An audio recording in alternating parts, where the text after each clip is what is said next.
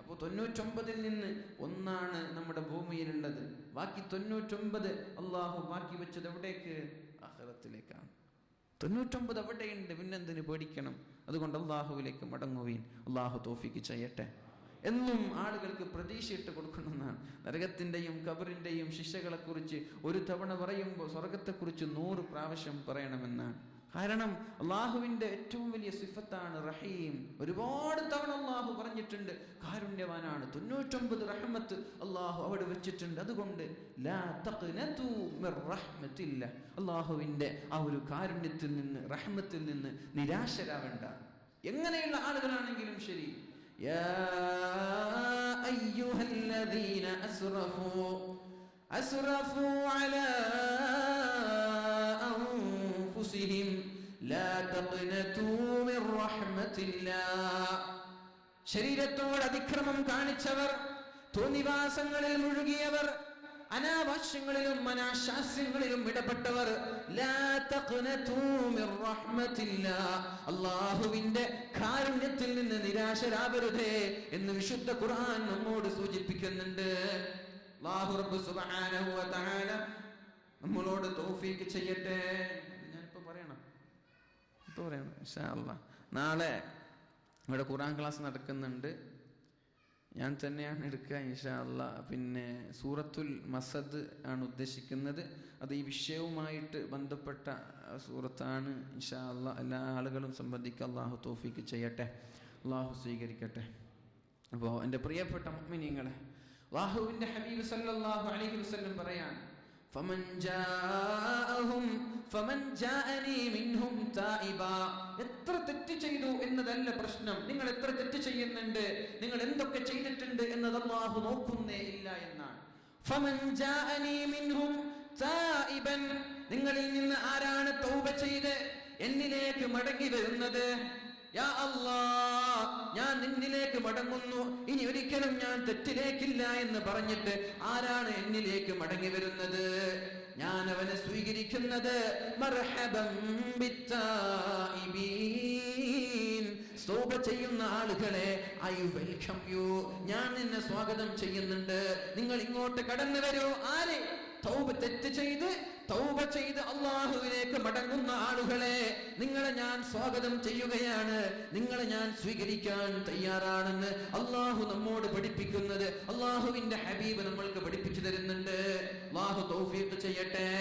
ഇനി തെറ്റും ചെയ്ത് തൗബയിലേക്ക് മടങ്ങാത്ത ആളുകളാണ്, അവരെ കുറിച്ച് അള്ളാഹു പറയുന്നുണ്ട്, വമൻ ദഹബ മിൻഹും ആസിയാ, തെറ്റ് ചെയ്ത് തൗബ ചെയ്യാതെ നന്മയിലേക്ക് മടങ്ങാതെ തോന്നിവാസങ്ങളിൽ തന്നെ മുഴുകുന്ന ആളുകളെ നാദൈതുഹു മിൻ ഖരീബ്, അല്ലാഹു തൊട്ടടുത്ത് നിന്ന് വിളിക്കുകയാണ്. അല്ലാഹു നമ്മുടെ തൊണ്ടക്കുഴിയേക്കാളും നമ്മളോട് അടുത്തിട്ടുണ്ടെന്നാണ് അല്ലേ? ഖറബു ഇലൈഹി മിൻ ഹബ്ലിൽ വരീദ്, തൊണ്ടനാളിയേക്കാളും നിങ്ങളിലേക്ക് അടുത്തവനാണ് അല്ലാഹു. ആ അല്ലാഹു നമ്മളെ വിളിക്കുന്നുണ്ട് തൊട്ടടുത്ത് നിന്ന്. ഇലാ ഐന തദ്ഹബു, എവിടെയാണ് നീ പോകുന്നത്?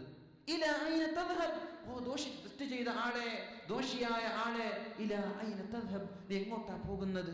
എവിടേക്കാ നീ പോകുന്നത്?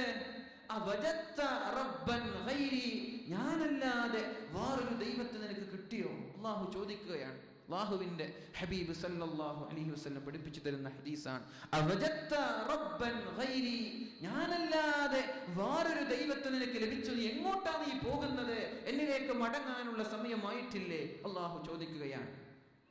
അം വജത്ത റഹീമൻ സിവായ്, ഞാനല്ലാത്ത മറ്റൊരു കാരുണ്യവാനെ, സഹിഷ്ണുതയുടെ ആളെ, ഞാനല്ലാത്ത ഒരാളെ നിനക്ക് ലഭിച്ചോ എന്ന് അല്ലാഹു തആല അടിമകളോട് ചോദിക്കുമെന്ന് അല്ലാഹുവിന്റെ ഹബീബ് സല്ലല്ലാഹു അലൈഹി വസല്ലം നമ്മോട് പഠിപ്പിക്കുന്നുണ്ട്. ആ കാരുണ്യത്തിൽ നിന്നാണ് അല്ലാഹുവിന്റെ ഹബീബ്, അല്ലാഹുവിന്റെ തിരുവസന്തം റസൂലുള്ളാഹി സല്ലല്ലാഹു അലൈഹി വസല്ലം ജനങ്ങളോടും പെരുമാറിയത്. ഫബിമാ റഹ്മത്തിൻ മിനല്ലാഹി ലിൻത ലഹും, അല്ലാഹുവിന്റെ ഹബീബേ, എന്റെ കാരുണ്യത്തിൽ നിന്നാണ് അങ്ങേക്കും മയമായി പെരുമാറാൻ പറ്റിയത്. അല്ലാഹുവിന്റെ വാക്കാണ്. അല്ലാഹുവിന്റെ 99 കാരുണ്യം അവിടെ, ഒന്നിവിടെ. ഫബിമാ റഹ്മ റഹ്മത്തിൻ മിനല്ലാഹ്, അല്ലാഹുവിന്റെ കാരുണ്യത്തിൽ നിന്നാണ് നബിയെ ലിൻതലഹും, നിങ്ങൾ അവരോട് സൗഹാർദ്ദം പെരുമാറുന്നത്, മയത്തോടെ പെരുമാറുന്നത്, അവർക്ക് സഹിഷ്ണുത കാണിക്കുന്നത്, അവർക്ക് കാരുണ്യം പഠിപ്പിച്ചു കൊടുത്തത്. എന്തുകൊണ്ടാണ്? ഫബിമാ റഹ്മത്തിൻ മിനല്ലാഹ്, അല്ലാഹുവിന്റെ റഹ്മത്തിൽ നിന്നാണ്. ആ ഒരു റഹ്മത്തിൽ നിന്നാണ് അല്ലാഹുവിന്റെ ഹബീബിന്റെ പറഞ്ഞാലും തീരാത്ത കാരുണ്യത്തിന്റെ ചരിത്രം നമ്മൾക്ക് തുറന്നു വെച്ചത്. ഈ ഒരു റഹ്മത്തിൽ നിന്നാണ്. അല്ലാഹു മനസ്സിലാക്കാനും പഠിക്കാനും തൗഫീഖ് ചെയ്യട്ടെ. വലൗ കുന്ത ഫല്ലൻ ഗലീലൽ ഖൽബി, അല്ലാഹുവിന്റെ ഹബീബേ, നിങ്ങളൊരു ദേഷ്യക്കാരനായിരുന്നുവെങ്കിൽ, ഒരു പിടിവാശിയുള്ള ആള്, ഒരു മർക്കടമുഷ്ടി, പെട്ടെന്ന് ദേഷ്യപ്പെടുന്നവൻ, അവന്റെ പ്രശ്നം അതാണ്, പെട്ടെന്ന് ദേഷ്യപ്പെട്ടു പോവാണ്. പിന്നെ ചിന്തിക്കും, പടച്ചോനെ ഇത് വേണ്ടായിരുന്നല്ലോ. അല്ലാഹു നമ്മൾക്ക് ക്ഷമിക്കാനുള്ള കഴിവ് നൽകട്ടെ. അല്ലാഹുവിന്റെ ഹബീബേ സല്ലല്ലാഹു അലൈഹി വസല്ലം, വലൗ കുന്ത ഫല്ലൻ ഗലീലൽ ഖൽബി ലൻഫളൂ മിൻ ഹൗലിക്, നബിയേ, നിങ്ങൾക്ക് കാരുണ്യം നൽകിയത് ഞാനാണ്. ഈ കാരുണ്യം കൊണ്ടാണ് ആളുകൾ ഇസ്ലാമിലേക്ക് കടന്നു വരുന്നതെന്ന് അല്ലാഹുവിന്റെ ഹബീബ് സല്ലല്ലാഹു അലൈഹി വസല്ലമ തങ്ങളോട് അല്ലാഹു പഠിപ്പിക്കുന്നുണ്ട്. ആ ഒരു കാരുണ്യം കൊണ്ടാണ് ഇസ്ലാമിലേക്ക് ലക്ഷക്കണക്കിന് ആളുകൾ കടന്നു വന്നത്. അന്ന് ഇങ്ങനെയുള്ള പ്രഭാഷണങ്ങളൊന്നും ഇല്ലല്ലോ. ഉണ്ടെങ്കിൽ തന്നെ ഒരു 10-15 മിനിറ്റ്. സ്വഭാവം കൊണ്ടാണ് ദാഇകൾ, വഅദ് പറയുന്ന ആളുകൾ, പ്രഭാഷണം നടത്തുന്ന ആളുകൾ അവരുടെ ജീവിതത്തിൽ നിന്ന് തന്നെ പ്രബോധനം ഉണ്ടെന്ന്. അങ്ങനെ ജീവിക്കണം. വഅദ് പറഞ്ഞിട്ട് നടന്നാ പോരല്ലോ, നന്നാവണം പറയുന്ന ആളുകൾ. അല്ലാഹു നമ്മളെ നല്ലവരിൽ പെടുത്തട്ടെ. നിങ്ങളൊക്കെ ദുആ ചെയ്യുക, അല്ലാഹു തൗഫീഖ് ചെയ്യട്ടെ. അല്ലാഹുവിന്റെ ഹബീബ് സല്ലല്ലാഹു അലൈഹി വസല്ലം മക്കയിൽ നിന്ന് ആട്ടിയോടിക്കുന്നുണ്ടല്ലോ. മക്കയിലെ മുശ്രിക്കീങ്ങൾ കുടുംബക്കാരാണവർ, അയൽവാസികളുണ്ട്, നാട്ടുകാരുണ്ട്, ചങ്ങാതിമാരുണ്ട്. ഈഗോ മനസ്സിൽ വെച്ചത് കൊണ്ട് അവർക്ക് അല്ലാഹുവിന്റെ ഹബീബിനെ സ്വീകരിക്കാൻ പറ്റാത്തത്, അല്ലെ? കാരുണ്യത്തിന്റെ വിഷയം പറയുമ്പോ ഒന്നും കൂടി ഞാൻ സൂചിപ്പിക്കുകയാണ്. അല്ലാഹുവിന്റെ ഹബീബ് നല്ല പുഞ്ചിരിക്കുന്ന ആള്, തമാശ പറയുന്ന, ചിരിപ്പിക്കുന്ന ആളായിരുന്നു എന്നാണ്. പക്ഷേ നിസ്കാരത്തിന്റെ സമയം വന്നാൽ വീട്ടിൽ നിന്ന് ഇതുവരെ കണ്ട ആളല്ല, ഇതുവരെ കണ്ട നബിയേ അല്ല, വാങ്ങ് വിളിച്ച പിന്നെ ഗൗരവത്തിലായി പിന്നെ പള്ളിയിലേക്ക് പോകുമെന്ന് മഹദിയായ ആയിഷ ബീവി റളിയല്ലാഹു അൻഹ നമ്മോട് പഠിപ്പിക്കുന്നുണ്ട്. നമ്മുടെ ദാമ്പത്യ ജീവിതം, അല്ലെ, കെട്ടുറപ്പ് വേണം. അവിടെ നമ്മുടെ തങ്ങൾ സൂചിപ്പിച്ചിട്ടുണ്ട് ആ കാര്യങ്ങളൊക്കെ. അല്ലാഹു ഇൽഫത്ത് നൽകുമാറാവട്ടെ, അല്ലാഹു ഇണക്കം നൽകുമാറാവട്ടെ. ദാമ്പത്യ ജീവിതത്തിൽ വിജയിക്കുന്ന ആളുകളാണ് യഥാർത്ഥ വിജയികൾ. വീട്ടിലൊരു സ്വർഗം വേണമെന്നാണ്. അല്ലാഹു നിലനിർത്തട്ടെ. ഏതായാലും ആ ദാമ്പത്യ ജീവിതത്തിൽ ഇണക്കം വേണമെങ്കിൽ റഹ്മത്ത് വേണം, മനസ്സിൽ കാരുണ്യം വേണം. ഭർത്താവിന് ഭാര്യയോട് കാരുണ്യം വേണം, അഡ്ജസ്റ്റ്മെന്റ് വേണം. അത് അല്ലാഹുവിന്റെ ഹബീബിന്റെ ജീവിതത്തിൽ നിന്ന് തന്നെ നമ്മൾ പഠിക്കണം. ചെറിയ ചെറിയ സൗന്ദര്യപ്പണക്കങ്ങൾ ഉണ്ടാകും, അത് നല്ലതിനാണ്, അല്ലെ? മെഹന്തി റംഗ് ലാത്തി ഹേ സൂഖ് ജാനേ കി ബഅദ്, ഇലാഞ്ചി നിറം നൽകുന്നത് അത് ഉണങ്ങിപ്പോയതിന് ശേഷമാണ്.